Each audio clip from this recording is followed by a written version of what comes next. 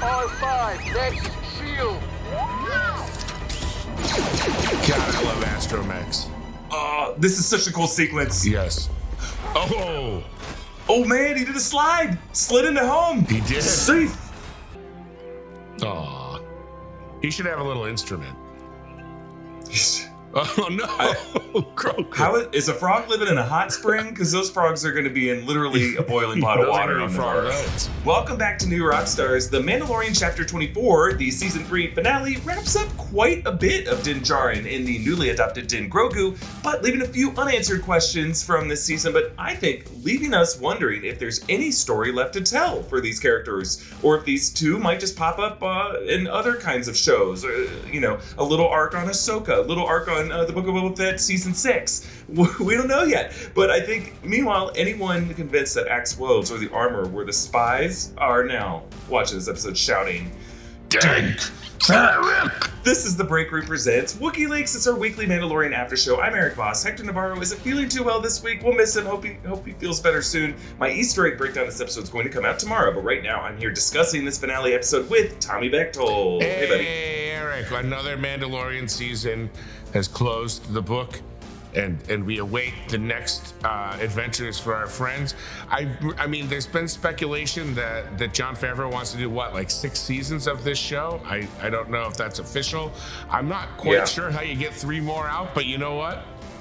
I've been wrong about a lot of things in my life. So a lot of people said I couldn't eat 10 hot dogs in one sitting. I prove them wrong every Saturday. So, If anybody's wondering why my background looks different right now, it's because I'm on vacation, but I am working today. I know. Reacting to this finale. But I'll be back in the Blue Dungeon before too long. So if I look and sound different, that's why. But it's still the same me, you look baby. and sound It's a multiverse great. of me.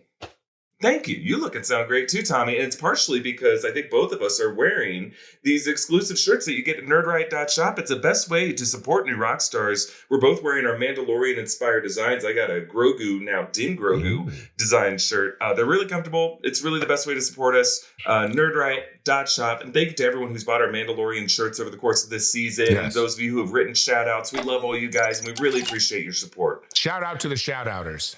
All right, so what the FETT happened in this episode, Erik? First of all, Let's talk about this episode was called The Return. But the return of what? So many ways to interpret what a return means. We return things to stores. Things return to us that we lost. Jedi's return. Sith revenge. All right, now we start guns blazing as Bo-Katan and co. flee Moff Gideon and his troopers. Meanwhile, Axe is rocketeering through Mandalore's stormy atmosphere to get some reinforcements. Erik, I don't know, did you have like a weird feeling Axe was just gonna like emerge into space and get blown to like 1,000 bits or something? I thought someone was, whoever the other spy was, turns out it was no one. Yeah. But whoever else was just going to pick him out of the sky and he was just going to come crashing to Earth. But no, thank God, that was not the case. 100%, and especially after he's like his transmission's breaking up, kind of confirming the like, yes, the storm is what makes it so nothing can come in or out. Or I think it was a storm with the mixture of some Moff Gideon signal jamming. Yeah. I think it could have been a bit of both. Yeah, well, I think you're probably right about that. Din is still in rough shape. He's being escorted to his cell. He attempts a daring escape and then is aided by IG-12 and Grogu. And Din says, listen, we've got to once and for all kill Moff Gideon and end this shit. I'm not doing another season of Giancarlo Esposito coming in for the last 2 episodes of the season and making everybody miserable because he's such a tremendous force. I don't want it to be about him anymore. I want it to be about me and you, Grogu. And the only way we do it is we kill this guy. And Grogu's like, yes. Bo and some of the Mandos, they had to safety in an underground garden where it's explained that life can survive on the surface of Mandalore, something they previously thought impossible. I think even while Mandalore was still a functioning planet, right? Like they thought things could only grow on the surface in those domes. They said it was thought to be, extinct or for centuries before the Civil War. It's an interesting history we'll get into in the breakdown, but yeah, I think it's interesting. They have this little greenhouse there. They literally had a Jurassic World Life Finds a Way reference. It sounds like they're like life finds a way. No, persists. Life persists. That's what we'll say here. But yes, it was nice to see, and it gives Mandalore. Last week I was like, this place is a shithole. Why are they trying to reclaim it? Now we see why. It's got a nice backyard patio garden. Yes, and I say give us a nerdriot.shop merch shirt with Sasha Banks pointing to a blade of Mandalorian grass and going, "Life figures it the F out." I think that let's sell that immediately. I love when they give our girl Sasha a line or two in the episodes. She looks so good as a Mandalorian. Like I don't know. I'm a fan. Anyway, Gideon then launches his TIE bombers to attack the Mandalorian fleet. Moff Gideon discovers Din has escaped, and for the second time in 2 weeks, Erik, he tells us he's going to take care of this himself. Come on, Moff, open up your heart. Let people help you. You've created these amazingly armored Mandalorian trooper or Mando-inspired troopers with flamethrowers they can't help themselves but use at every turn. Speaking of help, Din contacts our favorite R5-D4 and asks him to get the schematics to Moff's command center. And R5 does it because he's a total badass who will never say no to a mission. But not without a little interference from mouse droids. And I hate mouse droids, Erik. I hate them so much. And let me tell you, one of my favorite things that has ever happened in a Star Wars thing, when R5-D4 propels himself back out of Moff Gideon's base, one of the mouse droids gets blown off the side of a cliff from the propulsion. I'm sure you'll point that out. It made me so happy because those mouse droids, all they do is snitch. They snitch. The snitches wind up in deep ditches, bro. Well, they snitch just to each other. Yeah. Like I thought they were going to bring someone else to come investigate this, but he just told the other mouse droids and they all just swarmed and made more sirens. That's it. That's all they did. I think the next step of recourse is to alert all 100 of them. Yes. And then they all just nudge R5. A swarm of mouse droids. Beep, beep, beep, beep, beep. I like that they have little sirens too. They just suck. You know what? Someone should step on them. Axe finally makes it to the Mando destroyer and sends all the other ships and soldiers down to help. I'm waiting for the big betrayal. It doesn't happen. Bo and Din need the help desperately. Axe, he says, get them down there. There's a great sequence of them all kind of flying down, sliding off the back ends of it cool. Kind of reminded me of actual war, like Army Rangers that jump out of the cargo planes. Yeah, I love that. I mean, everything with the skydiving Mandalorians, I kind of want to know who the rest of them were. I guess all of them were just kind of hanging out up there, ready to strike. I'm glad they got mobilized rather than just being victims this episode of the TIE Interceptor fleet. It was awesome. I loved all the aerial battle combat in this episode. It looked incredible, so and good. This hallway sequence of Mando fighting his way down these shield gates. Oh my gosh, one by one. Didn't feel like next player release. Yes. Standing by. Release. It was so great. It was classic Mando action. Incredible. Had great cadence, had great everything. Din is knifing, shooting. It's like using all of the physical acting. I have to assume, shout out to Brandon Wayne and was it Lakeith Crowder? I have to imagine they did a lot of that work and they knocked it out of the park. And after that, Din and Grogu discover that Gideon is cloning himself. What a narcissist. And Din says, clones? No, we're going to kill them all. I'm going to push 10 buttons and all the clones are gone. I like how one of the settings is just if you hit the right combination of buttons, the tanks burst. Yes. And spill out a bunch of sopping, floppy Giancarlo Esposito corpses all over the ground. Honestly, some of them probably looked like Gus Fring after visiting Tuca Saltamecchia or whatever. Do you think at least one of them might have lived? It's just kind of walking around hey. Well, Erik, one of my crazy theories is that Moff Gideon is so evil. Was the Moff Gideon that died at the end clone Moff Gideon? At that point, who's the real one? There's no way of knowing. We'll never know. It's going to be like a soap opera. Somehow Moff Gideon returned. So the Mando cavalry arrives and we get, as you said, Erik, an absolutely sick battle in the sky scene. Soldiers colliding in the sky, jetpack on jetpack. The armorer hammering people out of the sky. That once confirming to us she's actually on the side of good. Both Erik and I were pretty sure the armorer was going to be revealed to be evil. And unfortunately, as always happens, our hearts are broken. And now we have to mute our replies on Twitter for at least 2 weeks. Speak for yourself. I want it. I want the fight. You know Bring what? it. Send it all to MT this time. Leave us alone. No. He doesn't deserve it, but, just spread the wealth a little bit. Okay, so Din and Grogu confront Gideon, who tells him he was making clones of himself that could use the Force, and you guys ruined it. If I tried a little bit harder to hide and to barricade this, maybe I thought he was going to be standing in front of those things and blocking them himself. Where was he? He's like, I'll lure him into a random other hangar where we'll fight. Why not fight in front of your other clones and protect them if they're so valuable to you? I thought, I'll be honest, I love this show. I thought the entire last like 5 to 10 minutes of the Moff Gideon saga was a little bit a little kind of like, why is this so easy? Why is everything so hard? And then all of a sudden it's like beep, boop, boop, explode clone cages, and then walk into a Moff Gideon's lair, and he's just kind of like, I'll shut the door. That part, the fight wasn't easy. I think just getting to that fight was, I guess the bridge sequence where he's fighting through the shields was certainly difficult. So I retract my statement partially.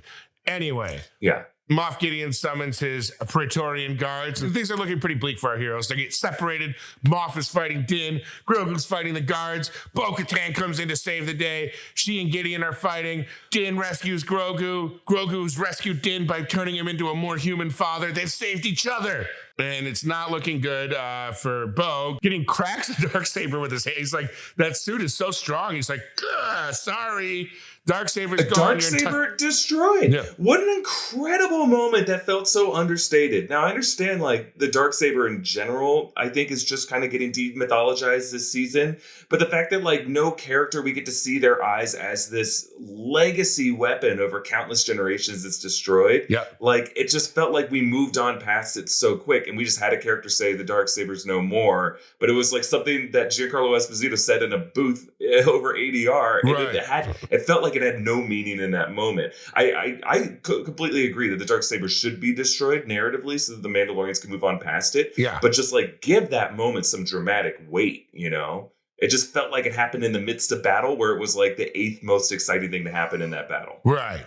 Absolutely. And as you said, it was kind of an ADR afterthought. The Darksaber is destroyed. Let's move on. Speaking of moving on, X-12 is about to crash a Star Destroyer into the base. So everybody needs to move on out of there, which most of them do, except for Din, Bo, and Grogu, who missed the message. And we're about to be well-baked as Moff Gideon, who dies in the epic pose that all villains must die in, the Christ pose, as the flames engulf him. And Grogu goes, nope, force bubble. And I don't know how physics work, so I guess there was some sort of vacuum that took all those flames away, because eventually the force bubble lasts long enough for all the flames to completely retreat. Or maybe the Star Destroyer just kept burrowing into the core of Mandalore, and like eventually the flames all went down with it. I don't know. Yeah, it seems like people have been able to use the Force to resist the vacuum of space in Star Wars, so presumably they can redirect airflow to prevent fire from consuming all the oxygen surrounding them. I'm not going to question it too much. I didn't question it. I just said, oh, good. Little guy saved him. Now,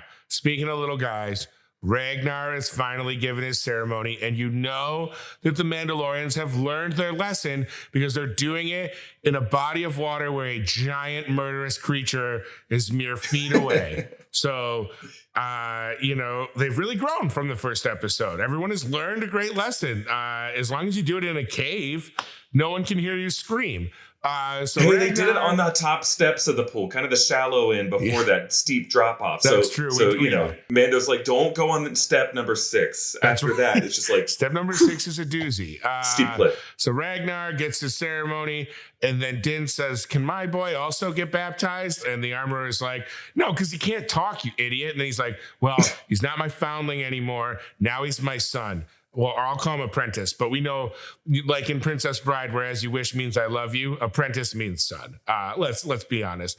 And so the armorer says, you know what? That's actually the one loophole to this rule. Let's go ahead and get this guy going. He's now your apprentice. Grogu touches the living waters, awakens the mythosaur. And then the armorer says, thank you for helping us all reunite and come together as one tribe. Now get out. Now you go. Now you have to go, because we're going to relight this great forge and we're going to smoke a little weed. We don't want Grogu around. What? That's what I think happened. He's 50. He's older than most of them. So Mando heads out into the sky with Grogu, and he makes a freelance deal with Carson Teva, basically saying like, hey, season 4 is going to be a lot more of those fun Western adventures where I go and do one thing at a time. Yeah. Does that work for you as the narrative of season 4? Carson Teva's like, do I get to be at the beginning of every episode giving you those orders and earning a sweet SAG paycheck? Yes, that works great. I like how he uses the term independent contractor, because there's a lot of VFX workers who are like, hey, that's my job title. And I think we got our core 3 Filoni, Rick Fuyama and Deborah Chow, right? Yeah, I definitely saw Filoni back there. And I think there's a few others back there. Yeah, I definitely saw the hat. And I feel like I'm going to listen again closely. I feel like Dave Filoni, his words were not captioned because they probably weren't in a script. I think he was just saying random Star Wars in the background, and audio, and they just picked it up and they mixed it so you can still hear him say like Plo Koon and shit in the background. You can totally hear him say stuff like that. Come on, I think it's really fun. We could get a video out of that. Keep mining it like Beskar. All right, now as a gift to his old pal Grief Karga, Din gets a IG-11 fully reactivated to become the Marshal of Navarro. Mm-hmm. He's back. Taika's doing the VO. May he reign forever. Grogu, who's now Din Grogu, and Din, who's still Din Djarin, in a cozy little cottage just outside of the city. And Grogu does his favorite pastime, which is torturing frogs, as the sun sets on another season of The Mandalorian. And we get a circle wipe on the two of them, which just feels so final. Yes. Hey, quick question. Do you think that Cara Dune, when she heard that a marshal, her job was now being replaced by a droid, she's like, this is what I've been saying. All the jobs are being automated. She took to Instagram, whatever the Instagram is in the Star Wars universe, and compared it to the destruction of Alderaan. She's like, a robot replacing me makes me feel as bad as all of the Alderaanians that were destroyed, whose planet was destroyed. And if you can get through that mixed metaphor and find some sort of burn on Gina Carano, then you are our Wookieeleaks. You are our Wookieeleaks fan of the day. I'm having an allergy attack. I can't really feel anything in the front of my head. I'm trying my best, guys. We're not doing so good, but you know what? The force is with us. Remember Saturday mornings? You better. Otherwise, you should get that checked out. The weekly holiday where you can celebrate by watching cartoons and eating cereal. Well, they're back, thanks to Magic Spoon. Magic Spoon is cereal reinvented. It's a high-protein, zero-sugar cereal that tastes awesome no matter what you're eating or what cartoons are on at the moment. Magic Spoon's variety pack comes in 4 delicious flavors: cocoa, fruity, frosted, and peanut butter. Come on, SpongeBob fans. Each flavor has 0 grams of sugar, 13 to 14 grams of protein, and 4 to 5 net grams of carbs in each serving, with only 140 calories per serving. They're also keto-friendly, gluten-free, grain-free, and soy-free. Personally, I'm a sucker for Magic Spoon's fruity flavor. Put that in your bowl and eat it.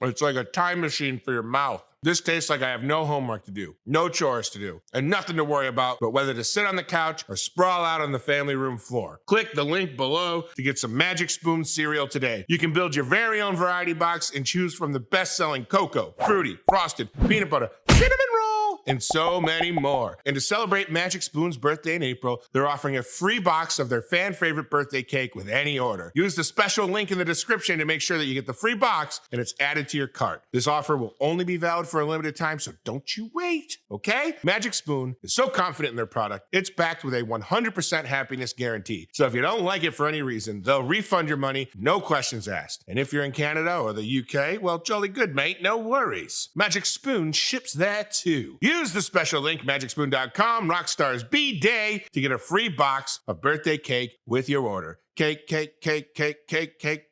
magical. Now, Erik, let me ask you something. Is this Mother Fetton story complete or what? Yeah, let's talk about the next steps for his name is now Din Grogu, for that Mythosaur moment. And doesn't it kind of feel, Tommy, you mentioned this, it feels like I think there will be a Mandalorian season 4, but increasingly in interviews, Filoni and Favreau have indicated that the Mandalorian does not have to refer to specifically Din Djarin, or I guess in this case even Grogu specifically.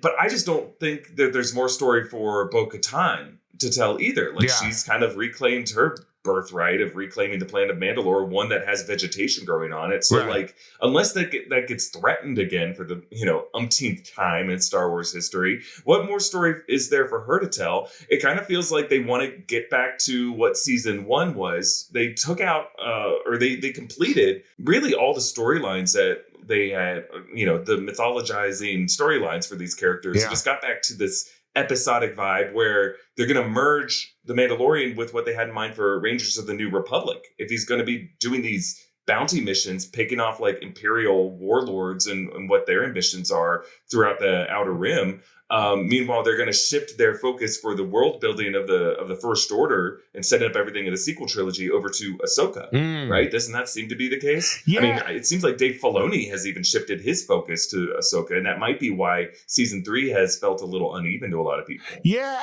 I think that makes a lot of sense. I feel like there is an opportunity in these like New Republic storylines to bring a lot of Legends characters that people like into live action. We already saw Zeb was brought out. He's not Legends, but he was from Rebels. And then, I think there's a real opportunity to kind of show what some of these characters, maybe even, getting Billy Lord to maybe play like a Leia in her attempts to try and work her way up through the government in the New Republic. Something along those lines. I don't know. I mean, I'm just trying to think. I don't know if that necessarily fits into Mandalorian, but perhaps someone like that sending him on missions or giving Carson Teva communiques to help, impede all this Imperial regrowth that is happening. But yeah, it definitely feels like Ahsoka is taking over the storyline of how the First Order was developed. I felt a little bit like the overall cloning storyline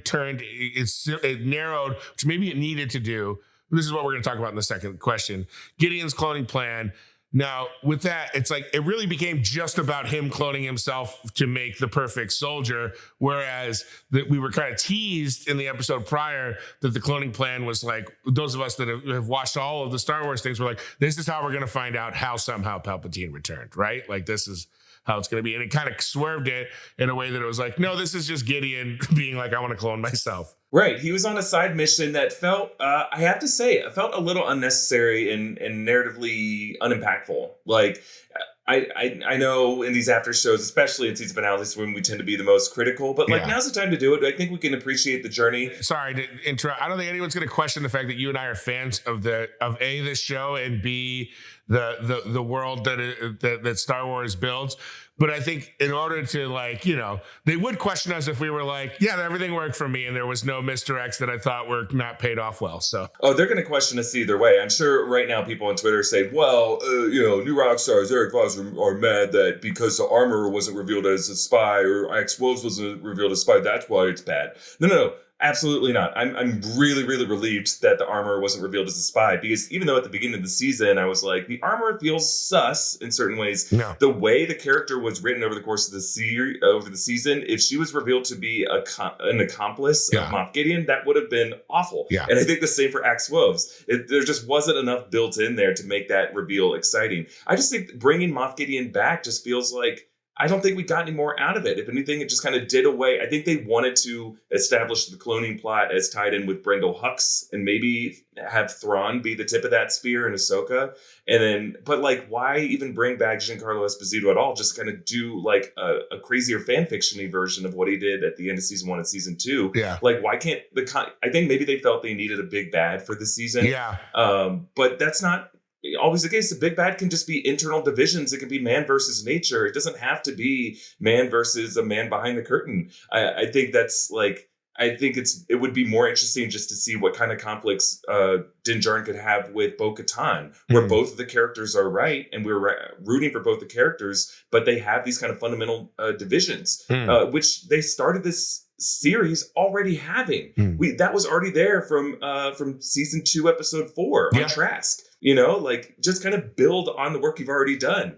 Instead, we went in this really weird journey that just I don't know made sense. But if we're looking at next steps, I am kind of relieved just to get back to the simple episodic nature of it. I think they maybe felt that they bit off more that they can chew, and that the two faceless non-human characters, or at least, Din Djarin is a human character, but he's covered in a mask the whole time, in a helmet. And maybe they felt that they could get more narrative impact out of shifting the focus of that world building and that mythology over to Ahsoka, where we have a lot of relatable characters. Right. It's just a fascinating experiment that they're trying to work. And interesting that they really stuck. I mean, he put his helmet on, re-baptized himself in the waters of Mandalore, purified himself.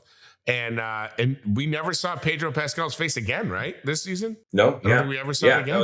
This is, I think this is the first season. I mean, at the end of season 1 and season 2, we saw his face. That was it.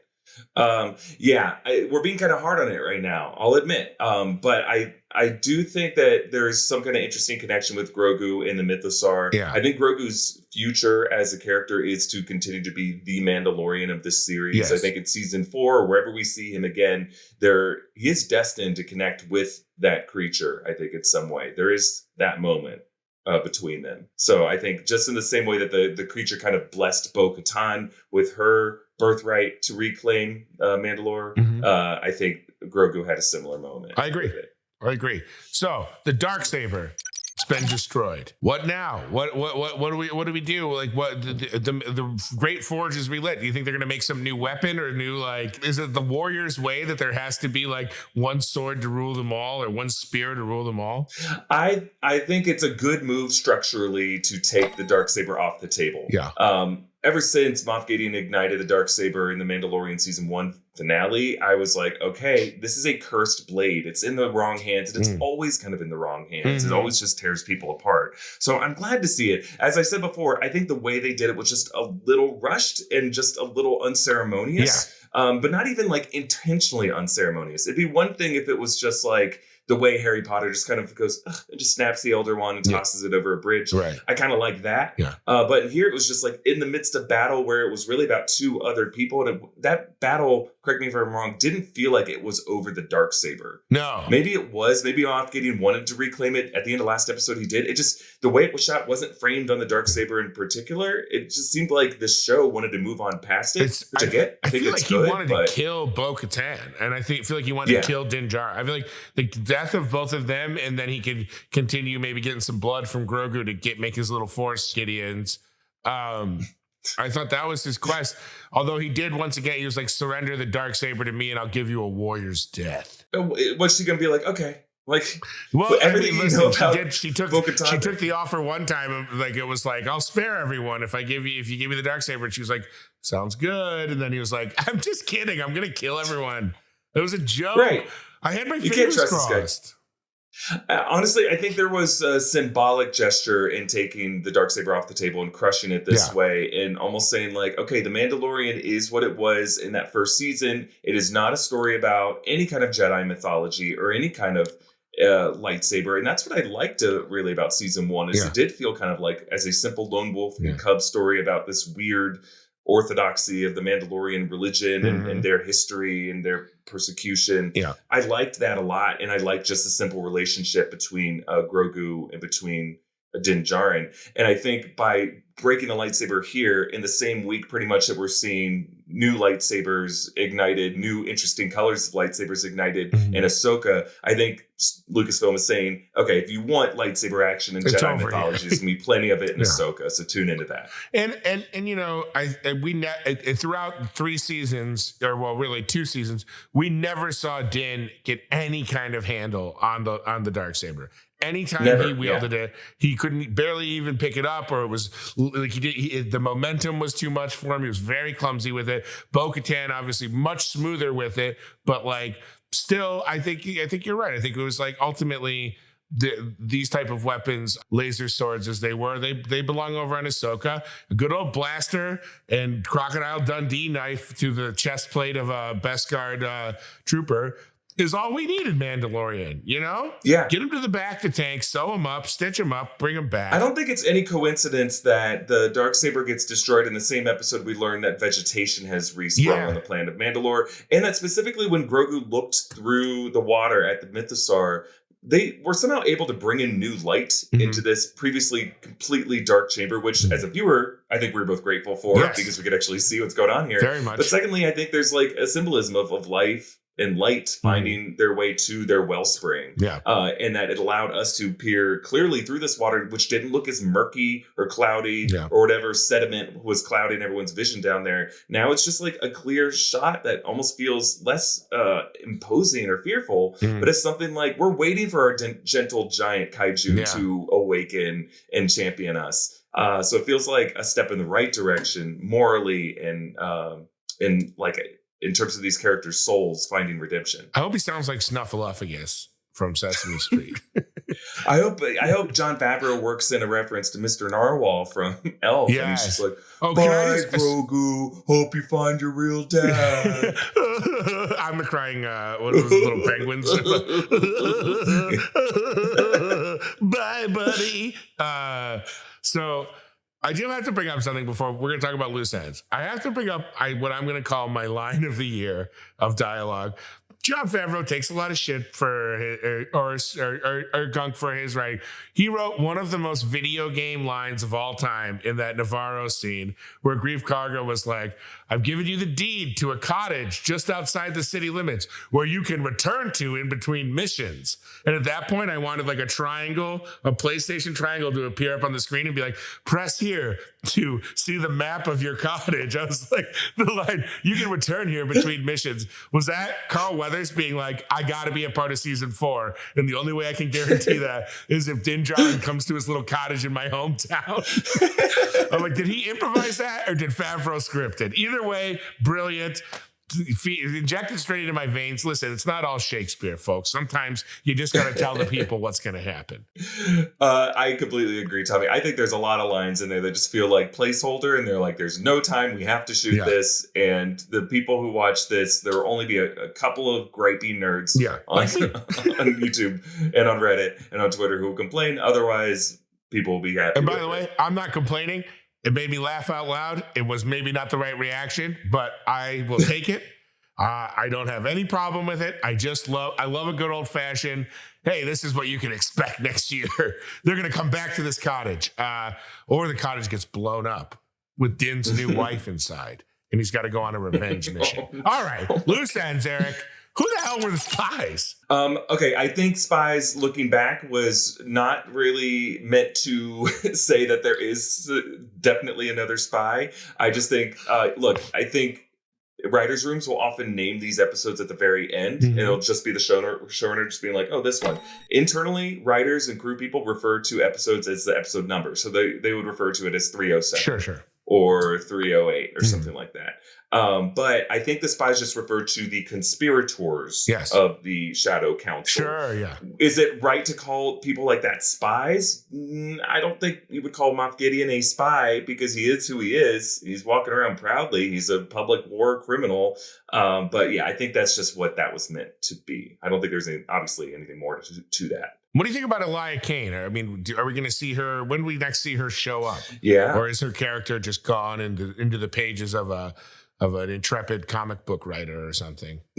Yeah, I think she's just someone who's an operative who's going to be active on Coruscant, serving the agenda of the Shadow Council one way or another. But she is kind of like left. She's like, KGB sleeper cell people who lose their contact when the Soviet Union collapses. So they're just kind of like left to their own devices. So we hire them and make them do things for our government. And there was that one line where Moff Gideon said that Dr. Pershing's cloning research was lost for now. Yes. And I think that might have just been 2 words to suggest that Elia Kane is still active and still has like a mission to do and could still be useful to Brendel Hux into the First Order.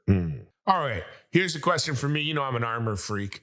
Why did they introduce Grogu's armor chest plate and then not do anything more with it? Yeah, I was expecting there's going to be a moment where we forgot that he was wearing that. He gets shot right in the chest, or that some one of those Praetorian guards jabs him right in the chest, and then we freak out, and then we remember, oh, he's got that chest plate.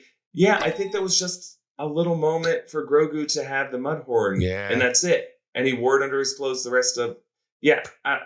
I don't know. I don't have an answer for that. I'm with you. Although, could you imagine? I mean, didn't Grogu get stabbed? I'm a little upset. Grogu gets stabbed? I'm devastated. Okay, there's a big difference. Now that he's an apprentice, I'm kind of like, hey, you know what?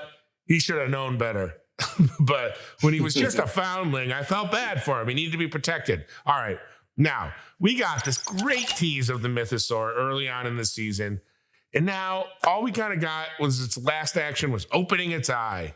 We don't know if it's ever going to do anything or get ridden by anyone. We hope it will. We assume Grogu touching the water and it reacting was kind of like it awoken it, or at least maybe Grogu has a history of connecting with animals. Obviously, perhaps the Mythosaur was like, all right, you'll ride me someday, but good go out and capture some more space pirates first, and then come back to me. You got to be at least 130 to ride the Mythosaur. Yeah, I think maybe they felt it was just too soon to bring in the Mythosaur. I thought that would have been just as fun of a way to destroy Moff Gideon as having his own light cruiser crash into him. I like to think of the Mythosaur now as kind of like a spiritual force that only presents itself to Mandalorians who need to see it in that moment. This way, he kind of stays like a disembodied abstract concept that represents the spiritual health of the planet Mandalore, as opposed to something practical that, everyone has to either fear or figure out how to tame or whatever it is. That's maybe for a future season. But for now, it's just kind of like almost like an otherworldly, godly presence to certain specific characters. I think that's really cool, Eric. I think that makes it feel important, right? Like, who gets to engage with the Mythosaur? Only the VIPs, only the VIMs, the very important Mandalorians. All right, and finally, we never got any Thrawn. They're just saving him for Ahsoka, right? That's it. It's all. Yeah, absolutely. We'll see Thrawn in a trailer for Ahsoka at some point this summer, and we'll definitely see him in the Ahsoka series. Yeah, I think if we were going to see Thrawn, he would have showed up in that Shadow Council meeting. That tends to be the way, right, in Star Wars, is rather than bring in big cameos, other than Luke Skywalker, right? He was the big exception, and Ahsoka Tano when she showed up. But otherwise, characters tend to show up in holo projector screens, in video calls, and that's where they step in to frame. I mean, that's how Maul was introduced in Phantom Menace. Was just like he walked in behind, Palpatine or Sidious. So I think that would have been the place, whereas like Thrawn's just on the bridge of a ship. If anything, we would have seen the back of his head. But I think this is the thing that Star Wars does now, is with Filoni in charge of stuff on Disney Plus, he kind of wants you to just watch everything, and you can get bits and pieces from everywhere, and that is your narrative experience, as opposed to people just watching one show. And I think that's why this season has been such a litmus test for a lot of Star Wars viewers. If you watched and loved Clone Wars and Rebels, that kind of episodic vibe where they start to introduce major chunks of like Star Wars canon, episode by episode, in ways you weren't expecting. I think viewers like that can appreciate and really love this show. And that's why I was able to really love parts of this season, just for the action and how well it was directed and just the fun of it. But I think for people who just want to watch just one series at a time and understand the themes and the character development, I can imagine why a lot of them feel a little whiplash at the end of the season. Sure. I totally understand that. And I think it's, like you said, it's Filoni preparing people to have to watch everything with the anticipation of the feature film, right? Like, it's like, we now know he's making the film, so you got to watch everything to get what the movie's going to be, basically. It's like, rather than having episode 10 and an episode 11 and an episode 12, it's like all these Disney Plus shows and then the one movie to tie them all together. So I'm into it, Eric. Let's do Wookieeleaks forever. Or wait. We'll watch all of it. And Tommy, I think I highly recommend people go watch Bad Batch this season, because if you don't feel like Mandalorian stuck the landing this season, Bad Batch absolutely did. It absolutely did. Watch Bad Batch. It has a lot of fun world building and information building into cloning in the Star Wars world beyond the Kaminoans. So, and I hope season 3 of the Bad Batch is even mightier than season 2. And God bless the 40,000 of you that'll watch it with me. All right. Now, let's end on a positive note. Eric, it's been a pleasure, as always, to do another season of a Disney Plus Star Wars show with you on this wild ride we call Wookieeleaks. Yeah, you too, Tommy. I really love, even if some episodes don't hit with me, it's always just a delight to jump on with you. And it was so much fun to bring in Hector into this conversation this season. I wish I hadn't poisoned him before the last episode so it could just be us. Well, he'll be back soon because, that poisoning wasn't like a permanent poisoning. It was more of a phantom thread poisoning. It was a poisoning out of love, right? Yes. You share a kiss afterwards. Wow. Oh, crazy movie that was. Hey, so Wookieeleaks isn't going to be a weekly thing for the next few weeks. We're going to go back into the Bacta tank to rest and recharge. And when Ahsoka comes back in August, we're going to be back every week talking about Ahsoka.